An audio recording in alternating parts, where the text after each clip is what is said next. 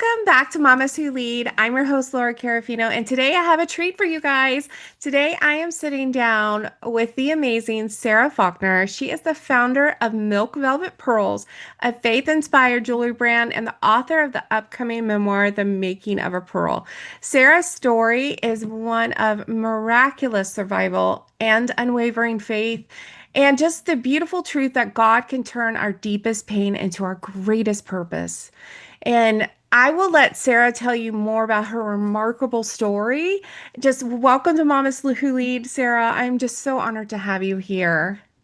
Thank you so much. I feel like I'm gonna cry already. I am so thankful to be here. I'm glad that you reached out. I love the work that you're doing, and I'm so happy to be here. Well, how I met Sarah, guys, it was just random. I was scrolling on TikTok like we sometimes do. I even talk about not doing that as much, but I did it this night, and God led me to you because I just happened to go across and she was sharing her story.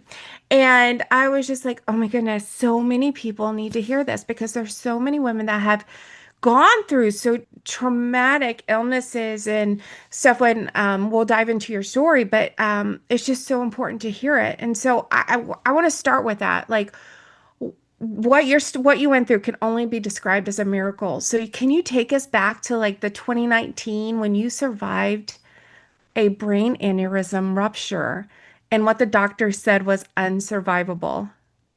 Yeah, so I would like to take you to the aneurysm rupture, but I actually want to take you a little bit before Yeah, go right because ahead. because um through most of through most of my adult life up until my late 30s, I believed in God, but like I wasn't a surrender your life to God type of person. I just thought that was really kind of crazy. And then I had a I had a dark season of pain, and I surrendered, and I really realized that God was real and that He was for me and that my struggles were opportunities to find beauty born in that struggle. And so I started my pearl jewelry company, Milk Velvet Pearls, in 2014. And then I built this whole beautiful business creating jewelry for women of faith and telling a story of trusting his timing and beauty born from struggle. And then on October 7th, 2019, I was writing in my journal, God, thank you. Use me for your glory and your purpose and your will. And I was envisioning a boom in jewelry sales or maybe like a famous podcast guest appearance. And what happened instead was a brain aneurysm rupture. Mm, My The aneurysm in my brain ruptured with absolutely no warning at all. I hemorrhaged for 5 days before I got to the hospital. When I got to the hospital, my brain tissue had gone into vasospasm, which means the tissue was dying. I had emergency surgery. I spent 21 days in the CCICU, and then I came home and spent months relearning my life, going through neurocognitive rehab, getting my life back. And then that's when COVID hit, and I went mm, back for a recheck, and they found another aneurysm. And so I went through another surgery. But that was 2020, and it is now almost 2026. And I can tell you that I have rehabbed my brain and my life, and it's far better than it ever was. And I attribute all of it to prayer and God mm, and just going where He led me and trusting Him through it all. And that is just the message that I want to share. Like mm, your greatest pain can be your greatest gift. And no matter where you are, he can use it. You can have the greatest comeback story. Oh my goodness, yes. I mean, there's just so many stories in the Bible too about that, those comeback stories. I mean, Yeah, there's Job, there's Esther. I mean, there's yeah. just so many in there, and yours is, yours is just one of just an amazing comeback story. So you said 5 days. So 5 days before you went to the hospital, you Yeah. were sitting at home. Like, what sustained you during those 5 days? Well, you know what? I think as I've told this story over the years, I think that people think because I waited 5 days to go to the hospital that maybe it wasn't that bad. But the thing was, it was so bad, I could not do anything except try to endure the pain. I couldn't think a thought like, oh, I need to go to the hospital, like I'm dying. When you're dying, you can't really think a thought, especially when it's something in your brain, like Mhm. what had happened to me. I shared with my husband the moment that it happened when I was able to get myself to the phone and call him at work. I I was praying through the pain and I told him I had an aneurysm or something, you need to come home. But he had never heard of a brain aneurysm before. And he just saw me vomiting. And so he thought I had food poisoning Mm. and he suggested that I just get into bed and rest. And so I did. I couldn't I couldn't. I mean, I knew enough to look in the mirror and knew that I looked horrible and that I didn't want to go out into public, but I didn't really have any other thoughts besides that. And so I just got a bucket and I got into bed and I just prayed and fell in and out of sleep. But um but every afternoon, because I'm the stay-at-home mom and he is the breadwinner, he would leave early in the morning and go to work. He'd take my daughter to school and go to work, and then I would rally in the afternoon and go pick her up at school. So I was driving around Clearwater, Florida every afternoon with an active brain hemorrhage going on. Oh my goodness. God just gave me supernatural power Yes, he during that did. week. He sustained me and he gave me supernatural power. Oh my gosh, you gave me chills. This is, Yeah. I can't, I mean, I just can't fathom. Yeah, were there any signs that you were having? Like, I don't No, know.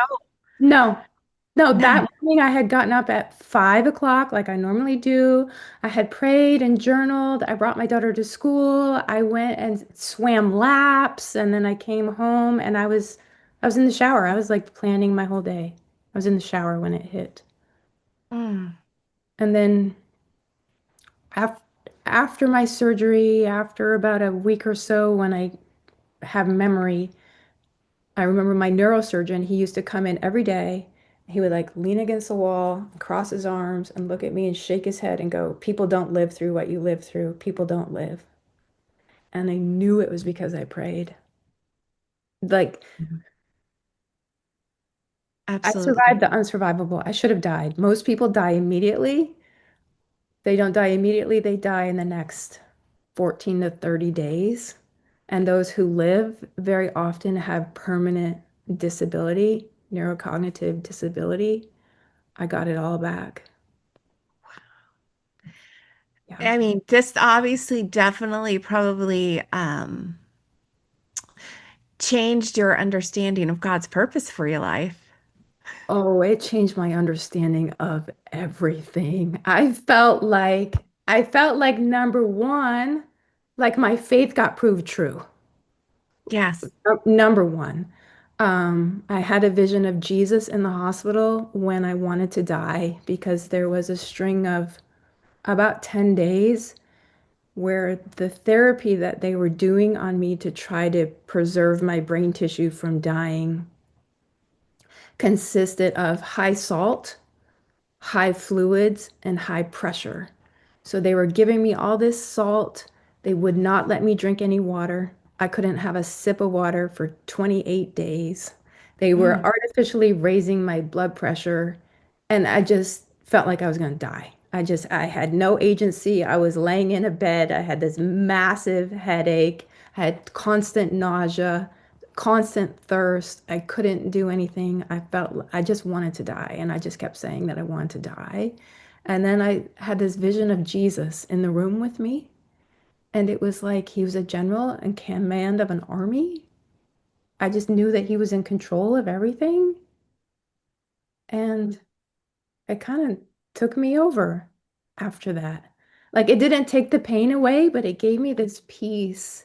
And then when I got home from the hospital, as soon as I was able to read again, I started going back to the Bible and I started journaling and I just started thinking about who I am to him and who he is to me. And I just kept focusing on that over and over and over again. I made it like the things that I read in the Bible, I took literally and did like word for word.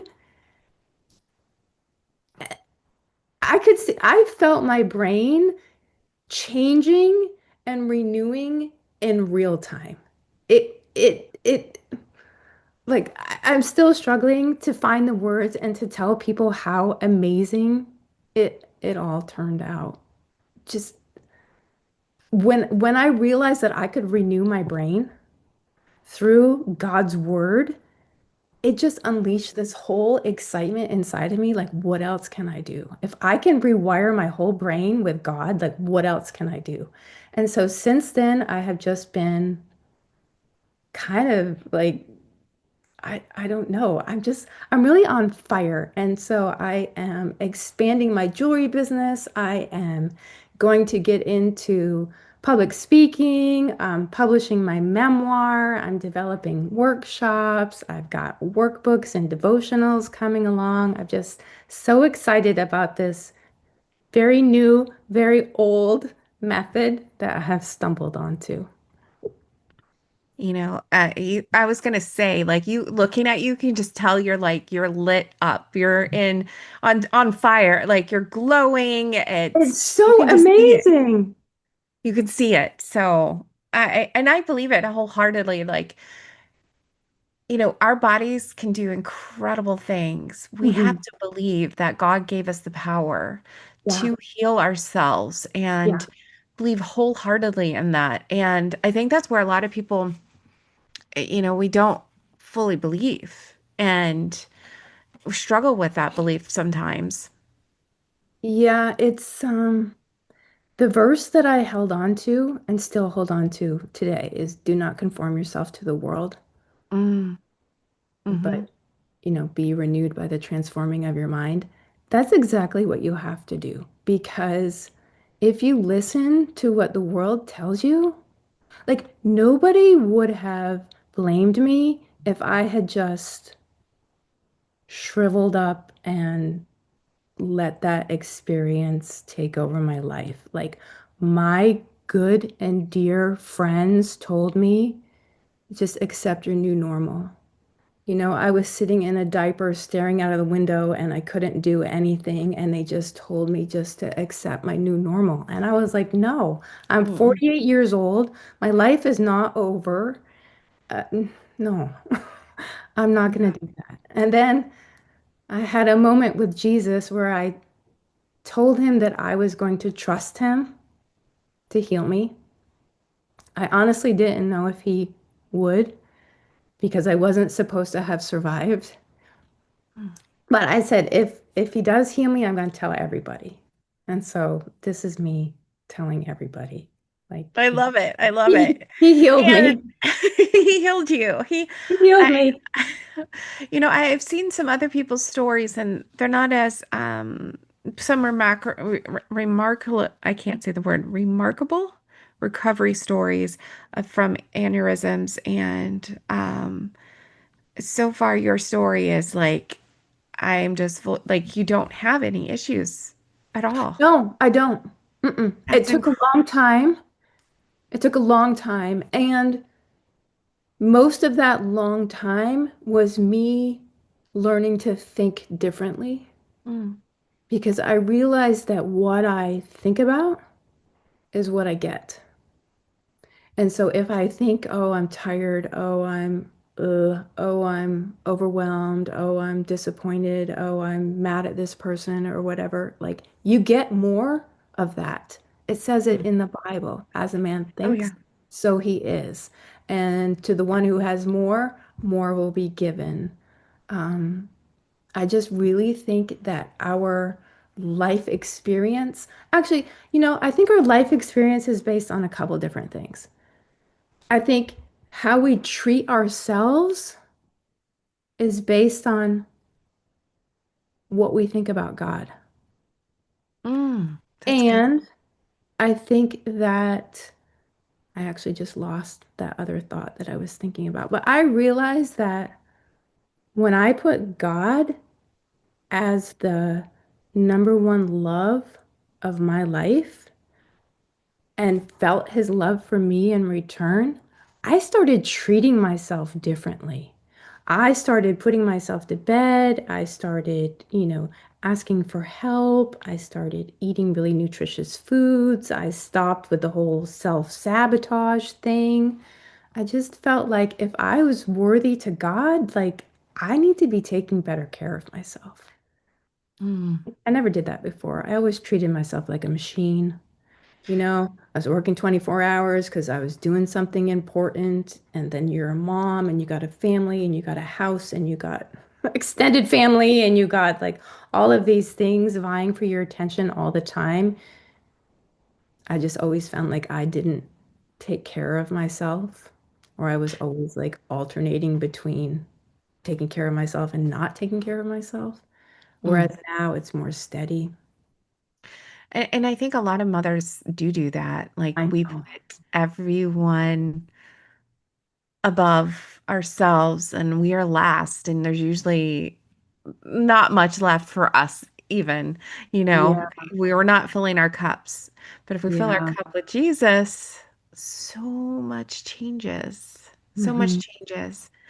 And so how, being a wife, a mom, how did you balance, well, you're also building a business and then you're dealing with this illness and recovery. How are you managing all of that in those early days? Like right in the beginning, whenever you started your business, and then when the injury happened, and then thereafter. Well, when I first started my business, I can't say that I had a good life balance because Mm, I was working around the clock. mm, Started working at like 6 in the morning. A lot of times I'd work until like 2 in the morning. I was working by myself. I was trying to learn everything. And I just kept telling my family, like, I got to get it off the ground. I got to get it off the ground. And I was cycling in and out of burnout. I was drinking a tremendous amount of coffee. I was taking Adderall. And just still, I just didn't have enough time. I was always anxious. I was always pushing. And then we had some struggles in our family, and I really realized that I needed to slow down, that I needed to put more time into my children, that I needed to cut back on my work schedule. And that was really good. And I felt like God was giving me confirmation that that was the right thing to do, to dial back a little bit. So I stopped selling wholesale. I created a website and I just started selling retail from my home studio. Um, and then after the aneurysm rupture happened, there was months I couldn't do anything at all. Like I I went to the hospital in the clothes that I was wearing on October 11th, and then I came home on October 31st in the clothes that I was wearing, and I wasn't really able to change my clothes. And so I just stayed in those clothes for a while, a couple mm, weeks maybe. Like I couldn't really use my hands. I couldn't really do much at all. I was sleeping all of the time. And so during that time, my husband and my daughter, they really stepped up and they took care of me and they took care of the house and they took care of themselves. And I kind of watched this blooming happen with them, taking care of me, taking care of themselves. And I realized that I had taken on all of this pressure and responsibility that I really didn't need to take on. Like it was helpful for them and it was helpful for me to spread it out a little bit. And so as my strength came back and as I started working again, it was a much more healthy and balanced approach to life. Like me taking care of myself, me doing what was important for my business, but also giving time and love to my family and letting them participate in it. Mm. Yeah, I never did that before. I always did everything. I always prepared every meal. I did every grocery shopping run. I did everything in the house and the yard, all the repairs. I did everything. Yeah. It sounds so similar to me. I know it's I think like we all I'm do not that. sure why we do that to ourselves. We think that we should or that we have to or that we need to or that it's good to, but it's actually not sustainable. No, it burns us out, It's makes us so sick. detrimental. I was reading, oh goodness, I can't remember what it was, but it had to do with the fact that we as women, if we take on everything and we keep it in, or we're doing it all, we're gonna wear ourselves out and creates illnesses, injuries. Um, and I feel like it's kind of God's way of telling us like, okay, you need to slow down. Yeah. Um, Because and I, sorry, go ahead. no, I was just going to say the reason that my husband didn't really think too much about me vomiting constantly was because through this work ethic that I had taken on and the burnouts that I had gone through, I'd also had all kinds of injuries. I'd had back injuries. I had been taking a lot of ibuprofen, which had messed up my whole liver and digestive system. And so there were a lot of days where he found me vomiting because of all of that was going on. But at the time, what I should have looked at it like, oh, I should probably slow down, but I didn't. I just kept going. I just kept pushing through the pain. I just kept going. And Mm, those were warning signs. hmm yeah, yes. I don't know if you knew, I had a debilitating illness too at one point. I heard about that on the podcast that I just listened to, but you didn't get into it too much, so I wasn't sure. So it was kind of multitude of different things, and I won't go too much into it, but um, the biggest issue was I had implants, and I also had be strep is really the lining. Strep triggered autoimmune Uh, rheumatic fever. It just would not. It was um, resistant to antibiotics, the strain I had.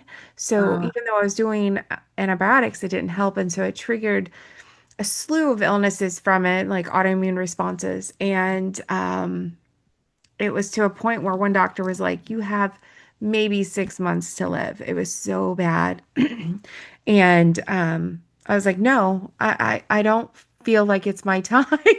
I think I have a purpose, and I'm gonna do everything in my power and pray to God and like, God, if this is my time, then obviously your will be done. But yeah, I just feel like there's more for me to do." And he put the right people in my path and I started healing. So multiple surgeries and all of that. So and it was kind of like the similar thing. Like I was working nonstop, doing everything, husband deployed, on and off. And I was with the kids and just were, as women grinding because we want our message, our purpose to be heard and seen. And we just go until our bodies don't go anymore. yeah, And God's like, hold up. We need to yeah, put back. what it needs to be a priority in your life, and right now it's not. So I think it's like our big wake up call, honestly. Yeah, It's not fun going through it. no. I, when I came home from the hospital, I was just like, God, I don't understand. Like, I'm trying to do this work for you, and then you do this to me? Like, you, So how do you go through not, because some people can develop resentment. How do you not go there? I didn't have a choice. Mm. Um, I just didn't have a choice. I just either, I just thought if my life and my agency and everything that I thought I was, that I wasn't anymore because I couldn't be a wife, I couldn't be a mom, I couldn't read a text or like look at the TV or do anything really without it hurting me. Mm. And so I just thought if I'm gonna live this way, like I need to have God with me because there's just no other way. And I think resentment builds more things to feel resentful for. I think Mm. what you focus on, you get. And Yes. so if you focus on the things that are bothering you, it doesn't matter what that is. It could be, you know, your husband or your kids or your body or your work or traffic or whatever. If you focus on that, you're going to feel it more. You're going to feel it more. And then it's just going to get deeper and harder to get out of. I have been fascinated by neuroscience since my whole brain got rewired. And that's all proven. Like Mhm. what you think about develops neural pathways in your brain, and the more you think about them, the deeper those pathways become, and the harder it is to stop that thinking. So, Mm. you know, you gotta Absolutely. you gotta go back, you gotta focus on what is good, you gotta be grateful because it changes the physiology in your body. You have to you have to do what scripture tells you to do. Like attracts like. Yeah, Yes. yeah. Um, Now I want to go back to the beginning of your business, Milk Velvet Pearls. Yes. Where, okay, tell us about that journey. Why pearls and like how you got started in this. Okay, so I think I mentioned that I had just come out of a dark time and I had realized that God was real. And in my childhood, my mother suffered from borderline personality disorder and alcoholism, and she was really abusive and violent. And I had a very troubled Mm. childhood, teenage life. Um, I never really thought too much about God. I kind of thought that he was there, but like, I don't know. I kind of thought people who were religious were freaky, I guess. And I was always real confident in my own capabilities. And I was going along and I was succeeding and I was accomplishing this, that, and the other thing until I didn't. And I broke. I completely broke. And I surrendered to Jesus. I went to a Bible study, which led to another Bible study. And then after about 9 months, I realized that I had a new hope, strength, and beauty that I had never had before, and that God was real. And so then I was like, oh my God, like I was wrong. I was wrong. God is real. He can help you. Like, I wish I had known this earlier. If my mother had known this, like my life, my sister's life, all of our lives could be so much different. And so I started out really on a mission to share this message of hope and that God was real. And I spent a couple of years at that time trying to write a book. I was trying to write a blog. I was trying to talk to people in person. But every time I tried to talk to them, I would break down in these ugly crying like sobs. And I know I scared people sometimes by the way that I was crying. Um, and it was such a shame because I could never get to the good part. Um, so I've done anyway, that before. Like, I'm sorry. so one day I was putting laundry away, and my daughter, she was 9 at the time, she was following me around the house, asking me all kinds of questions. And we went into my bedroom. She got into my jewelry box and started going through it. And she pulled out my great grandmother's pearls, the ones I never wore, and she started asking all kinds of questions about them, how they were formed and where they came from. And it turned into this whole little science lesson. And so I told her about the oyster and how the sand gets in it and the oyster covers it up until it forms a pearl. And so she got quiet and then her face lit up and she's like, Mama, pearls are like people. Bad things make them prettier on the inside. So I was like, that's it. I'm gonna make pearl jewelry that's casual, that women can wear every day as a strategic reminder to trust God's timing, that beauty is born from struggle. And so that's when I decided to create a jewelry company. I had never made jewelry. I didn't even really wear jewelry, but my background was in civil engineering and construction. So I figured I could learn, and I did. God opened up all kinds of doors for me. I started, turns out when it is nighttime in Florida, it's the middle of day in China. And I had a back injury at the time. So I'd be up in the middle of the night on my phone, like talking to vendors in China and ordering pearls. And I opened my business on Mother's Day of 2014. And the response was overwhelming. It turns out that is um, hardship and transformation through Christ is something that many women have experienced.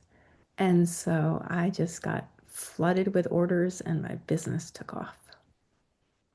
I love it. And I love the metaphor.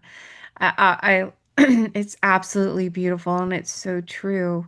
And it's so sweet that your daughter I was a know. part of that. And now is she pretty involved in the business with you? Well, she is off in college now. She just married a guy in the military. So Oh, she did. your military background really like stuck out to me. I'm like, oh, military. Okay. So anyway, my daughter, she's in Colorado Springs now. She's in college. And so she just kind of sends me things like jewelry ideas from time to time, but she's not involved as much as she was when she was young and living at home, because she used to help me out a lot at home. It's so sweet. And so what branch did she marry into? Army. Army. Okay. She married a My dad Black was Hawk Army. mechanic. Yeah, my dad was Army, and then my husband's a Marine, Oh, nice. um, active, still active duty to this day. So, been in. So if she needs anything at all, I might, because he just got deployed and she thought she was prepared and she's not as prepared as she thought. oh goodness, yeah. When we're done recording, yeah, you can ask me. We can talk about all of those things Okay. because it is not for the faint of heart. Yeah, I didn't know how Military tough life. it was until it came into my family. Like, I'm so thankful for all your service and Uh, sacrifice. yeah, it's something, but Real. It's the we real do it. deal. We do it gladly with joy and protecting the freedoms and whatnot that we have here. So it's a sacrifice worth it, I should say. Um, but what whenever you were starting your business, what was initially like what was your vision for it? Were you thinking about it as a ministry from the beginning? Well, you know what? At the beginning, I was really uncomfortable talking Mm, about Jesus. And I think it was because of my background and what I always thought about people who talked about Jesus. I didn't want to mm. be one of those like freaky, weird people. Um, and I'm saying that lovingly because I am a freaky, weird person now, but at the time, Same. at the time, I was really worried about that. And also, I wanted to reach people that didn't know him. And I thought if I didn't say what I was really talking about, that maybe I could kind of like lure them in and reveal his grace through the jewelry. So that's what I thought. So it was kind of a ministry without words. I love that. And I think a lot of my listeners actually kind of struggle with the idea of integrating faith into their business and I know some feel like they need to keep it to entirely separate. So how do you approach that faith-filled entrepreneurship role? Well, I started out being timid. And then after I came home from the hospital and realized that I had survived the unsurvivable and that my faith had proved true, I was like, I need to use words and I need to tell people in words.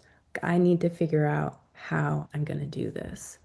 Um, I have found that the more truthful I am to myself and what I want to do, and the more I glorify God, the more He opens up doors for me and just He's giving me He's giving me tools and skills that I have never had before. Like I am able to do more in a single day now than I probably did in a whole month before. Like I've just I just have new abilities. He's giving me new abilities. And so I feel like if you can go forward in your truth of who you are and who you believe God is, I think he rewards it. I think he rewards our faith. And Mm. so I know that the climate out there is a little hostile to Christians, but I think that God will protect us. And I think that He will bring the people to us that He wants us to touch. And I think He'll protect us from the ones that wish us harm.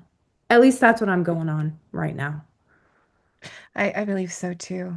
And it is very hostile out there right now. And um, I just, pray, God's will be done. And I'm going to continue to spread his message the best of my capabilities and do his will and um, just pray everything will work out the way it's supposed to. Yeah, it will. It will.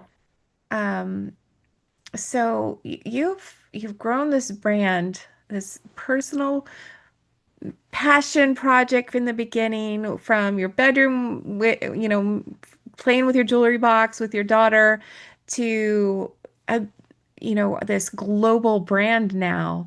So, what have been some of your biggest business lessons? Oh, my biggest business lessons? Set a big goal and a deadline. That's one of my, no, first is give your plans to God and let Him establish your plans.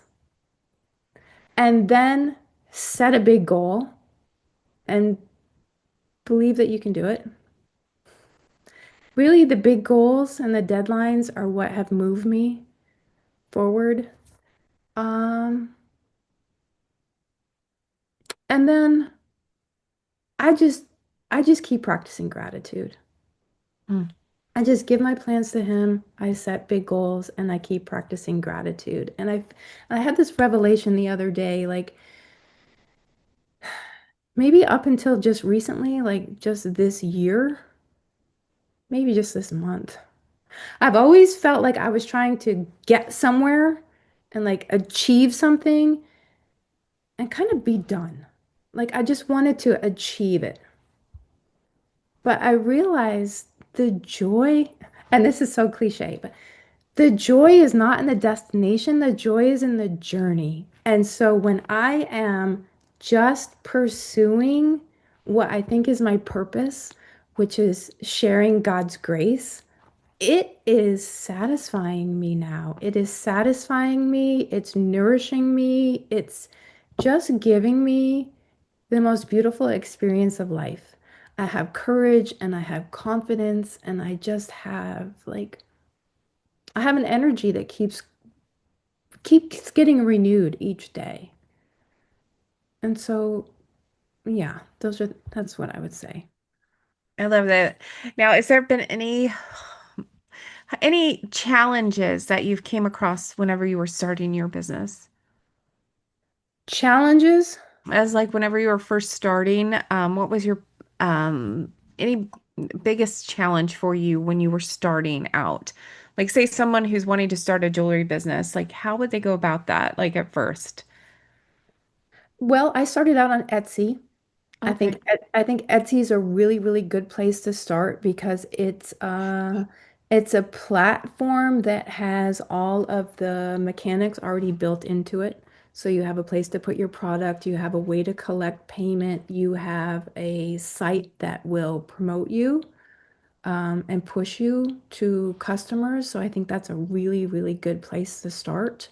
But also, I think the bulk of business is marketing yourself. And so you've got to learn marketing. You got to learn Yes. marketing. You need a website, you need social media. And then this is what I'm struggling with the most. Like you have to keep putting yourself out there. You can't just do it once and then expect that people are going to find you or keep coming back to you. The world is so noisy and there's so much competition out there for people's time and attention. Like you have to keep putting yourself out there. And you have to keep reinventing yourself too. You have to keep reinventing yourself. You just have to keep up with what's happening. And how do you market when you're speaking about marketing? Um, how do you market your faith-based business authentically without being preachy, if you will, or to being the scary Christians? Well, that is something I'm still trying to figure out. But I I don't know what's true for me right now and the playbook that I'm going by right now is that I try to use pictures to communicate as much as I possibly can through imagery because I think that allows people to interpret their own story in the pictures. And then Mhm. also, I try to use language that people can apply to their own lives. Actually, I don't know if I'm answering this question or not. Yeah, I you think are. You're doing it's great. it's just it's a really hard area, Right. because but you know, and this again goes back to mindset. Because if we think the world's going to be hostile to us, it will. And if we think we're doing what God wants us to do and that He's going to protect us, He will. I, this is something that I have gone around and around and around in my own mind with, especially during COVID and during all of like the political chaos then. I was like, oh God, I can't talk about God right now because, you know, people don't want to hear it, or I'm going to get judged and criticized for it or canceled. Um, And so I did step back during that time. But Hmm. I'm feeling like that wasn't the right thing to do. That wasn't the right thing to do then. It's not the right thing to do now. I think we just have to trust and we have to move forward and we have to keep going. We do. We do. That's what Even though it's is for not us to popular. stop. They want us to stop and not share the message that needs to be shared, and they want to silence us and Yeah. keep us small. And I've been guilty of that, being hidden, afraid of what others would think. But Yeah. why do I care what others think whenever the only opinion that matters is our Heavenly Father? That's Yeah. it. And He will provide a way. If this is what I'm supposed to do, He will provide a way. Yeah. It's a And hard one though. it is I'm right scary. there with you. And I mean, it is scary right now. Like it is very scary. We've seen things play out on national um, TV that aren't, against, Christians and whatnot, and what's happening in Nigeria to Christians, and um, it is scary. It's sad, but I think if we have a message to share, we can do it and be consistent and learn all the things we can about marketing, and it'll get to the right people. Right. And I think that we also have to encourage each other and lift each other up. And I think iron sharpens iron. So, Mhm. yeah, we can encourage each other. We can help each other. We can pray for each other, and we can be strong in each other, I think. Mhm. Especially Absolutely. women entrepreneurs, women of faith, and moms. We can do it. We can. We can. Now I wanted to ask you, do you have a good community, and has that community helped you in your journey with recovery and building your business? Yes. Yes. I found my community well, I've been building my community since I moved to Florida 28 years ago. I was led to Christ here, and I have been not only building my community, but also repelling some people so that I have like a really nice circle of God-loving women. And when I was in the hospital, they were like an army. They were leaving coolers of food at my front door for my husband and my daughter. They fed them all while I was in the hospital, and even me afterwards. Like I was on a prayer chain through our hospital, and I had doctors who weren't even assigned to my care that go to our church who were coming in and praying with me. I just, I, I feel like God's army just really encircled me during that whole time. And then through my business, my customers, they've all become, not every single one, but most of them have become my friends. And so we're just all tight. We're all tight and we're all supporting each other and we're just doing life together. It's great. I love that. And having a good community is key and helps quite a lot. I know in the military, and your daughter will know this, will get to know this too. We have a tight-knit community, especially whenever you're starting out, they get them involved and get the spouses. They have a really close-knit spouses network. And then, of course, if she could find a good church, that always helps as well. But what would you say to the mom who feels like she's maybe made for more but doesn't really know how to step into that? Ah,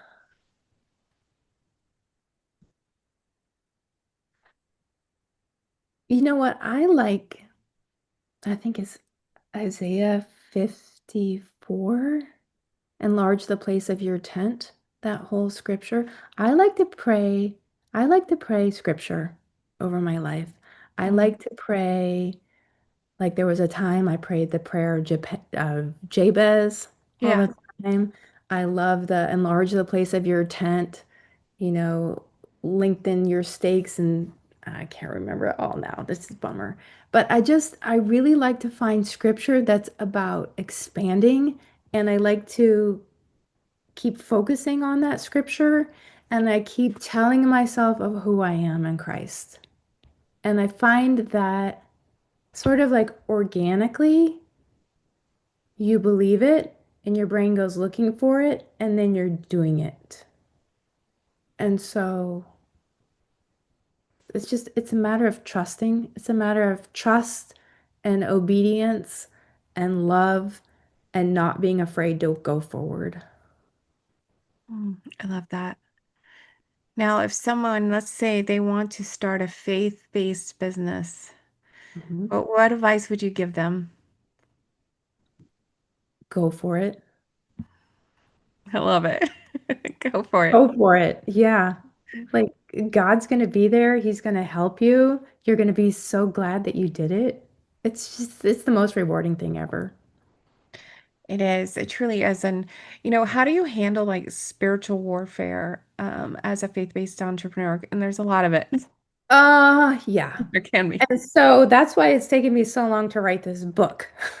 Mm, Because I would get going, and as soon as like I was like really making a lot of progress, something would happen to me or happen in my family, and I would think like, who am I? Who am I to do this? Like this isn't gonna work. This is taking too long. Like I don't like this. But I was in a Bible study last spring, and a woman in our Bible study was sharing about her dad, who was a pastor. And he said, whenever he felt attacked by the enemy, he realized it was because he was on the right path. And mm, so then I thought, oh, yeah, whenever I'm in like a hot streak, that's when something happens to me. That must mean that's because I'm on the right path. And so now, since then, every time something happens to me, I'm like, haha, I'm on the right path. I'm going to keep on going. And so it's just mindset, mindset. It's the key mindset. to everything. You just plow on through it. Just, and then I also love submit yourself to God, resist the devil, and the devil will flee. Mm. That is a verse from James 7 that I repeated right when my aneurysm happened because it felt like something was trying to kill me. And so I just kept saying that verse. And I kind of love that verse. So that's my sword. It's my sword verse. I love that. I was about to ask you what your favorite verse was, if you had, or maybe do you have certain verses for different phases of your life? Well, this verse I know is in Mark and it's in Luke, but it's the story of Jesus telling the woman that she is healed because of her faith. Which one is it? But anyway, he said to the woman, "Go now, you are healed because of your faith." And then she just got up and walked away, like totally healed. And so I focus on that one all the time. Your faith made you well. Hmm. I believe it wholeheartedly. Yeah. Whenever they tell you you weren't supposed to survive it, Yeah, I uh, shouldn't, like 0%. yeah, definitely your faith healed that. Definitely, definitely. Um, so when you're writing this book, right? Mhm. W- And what's the process been like so far? Oh my gosh. Well, um, I really wanted to start writing it 15 years ago when I realized that God was real, because I felt like I was a million miles from where I started and I felt like I had found the way. Hmm. And I thought I would go through nothing harder in my life than I had already gone through. Big surprise. Okay. So, I feel like when we say that, we're like, let's just wait. yeah, now I know that, but at the time I didn't know that. And Yeah. so So the jewelry business that I started to help other people was actually to help me because there was like so many storms that I have weathered since then. And there's not going to be an end to the storms until I'm no longer on this earth. I've just finally come to that conclusion because life's hard and people get sick and accidents happen and things happen and we just we're never going to be done with it, but we always have the power of God with us and the love of God with us to help us get through it. And so that's I love that's it. that's my MO now. I love it. I keep always thinking, the story of the talents. When it goes to like sharing the gospel and whatnot, I'm like, am I going to get to heaven? And God's going to ask me, did I hide them or did I share them? You know, and I want to be the one to be like, I shared them. I don't Yeah. want to be like the one that hid them away and thought that was the right thing to do. Um, you know, and I think you're doing a wonderful job of sharing your talents. Thank you. So, what is next for you? What are you excited about in this next season? Well, let's see. So I'm pushing hard now to finish my manuscript and get it into the hands of an editor and then get it to my publisher and then get it in the hands of my faithful followers who have been supporting me all along on this journey. I have been working with like a TEDx speaking coach to help me consolidate so that I can share this message nationally. I really want to travel nationally and share on church stages and small groups and any women of faith gatherings. What else? I'm working on a workshop and a workbook and a devotional. I've just got all kinds of things in the fire right now. I have a few connections that I want to introduce you to. So, Okay. you're gonna, yeah, you're, yeah, I just can't wait to introduce you to some of these people. Um, and I'll share it Thank too, you. But how can our listeners connect with you and work and your work? Okay, so the easiest thing to remember is I am Milk Velvet Pearls. So my website is milkvelvetpearls.com. And then from there, you can get me on all my social media. I'm MV Pearl Girl on Instagram. I'm Milk Velvet Pearls on Facebook. You can get my email address through my website, Sarah at milkvelvetpearls.com. I think that's about it. Okay, perfect. And I'll also have that in the show notes too. So if you're listening, you didn't write that down, don't worry, just go to the show notes and you can find it there. And what would you, if you could go back and tell your pre-aneurysm self one thing, what would that be?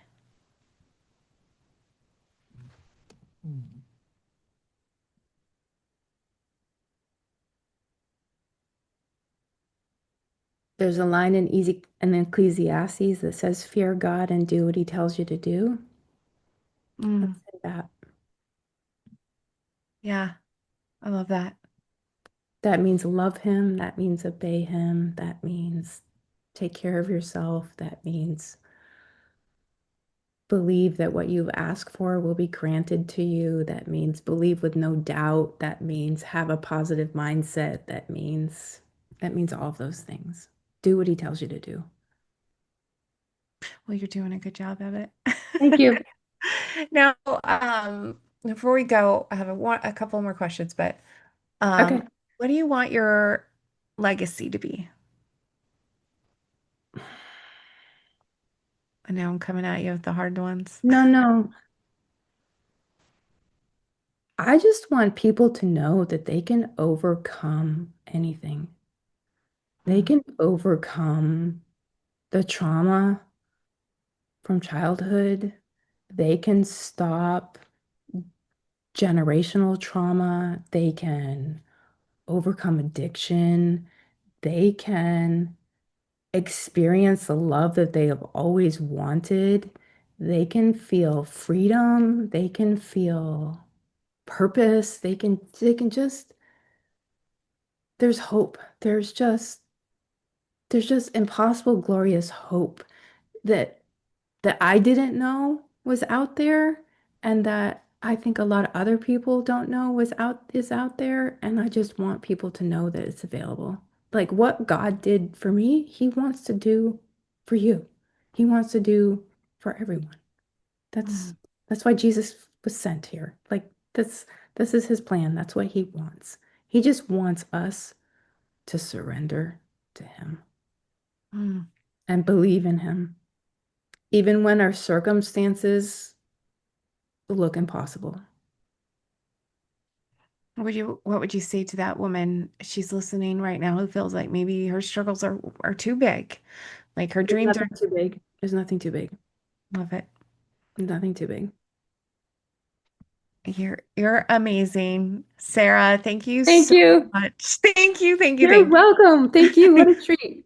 I mean, your story, your wisdom, has been amazing. I know our listeners are going to be so encouraged and inspired by everything you have shared. And, I just hope that if you're listening today, Sarah's stories reminded you that God wastes nothing in your life.